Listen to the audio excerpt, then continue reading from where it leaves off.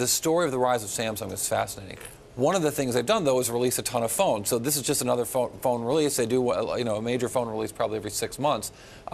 In part because they know Apple's only going to do one once a year, and so they're sort of getting ahead of that by doing one every 6 months.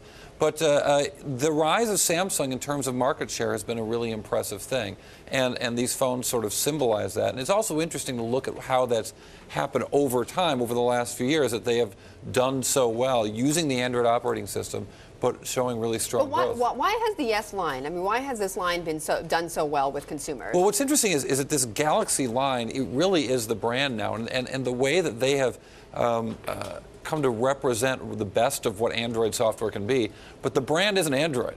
And the brand isn't Google's anymore. The brand is Samsung's.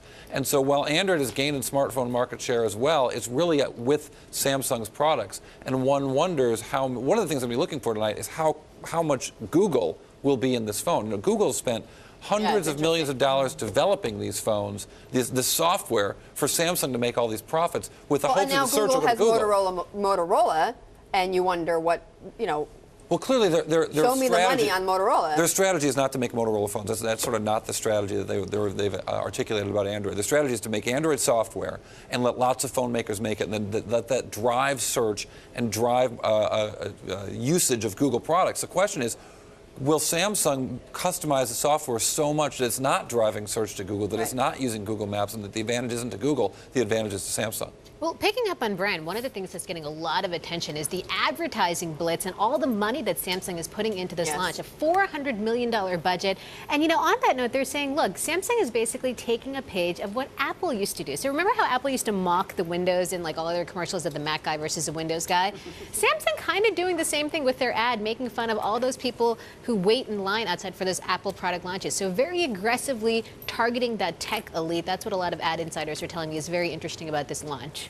And that just sort of goes to, the point, which is that, yes, Samsung may be releasing phones, more often than Apple, but, they're really starting to become more of an, the cult following is starting to become a little bit more Apple-like than it was maybe a year or two ago. Well, it's interesting that, it shows you the lasting influence of Steve Jobs.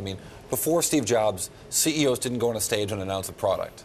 And now, from Ford to Samsung, you've got executives doing product announcements on stage as if that's the right way to launch a product to consumers. But I think it just shows how much Steve really changed the business world. It also shows how much Samsung is focused on the U.S., right? This is really one of the biggest launches in the U.S. This is Apple's home turf, and Samsung is going right after it. Well, what's been interesting is that at the launch today, right, Corey, it's going to be the head of mobile for Samsung. It's a guy that we don't know very well. That the public doesn't know very well, but he's been the one launching these phones for them. At Radio City Music Hall. Yes. I'm hoping I get to see the Rockettes, too. Can they do that still? Well, if you can't see it there, it's also going to be webcast all over Times Square. Like, literally on all the screens, the presentation is going to be there.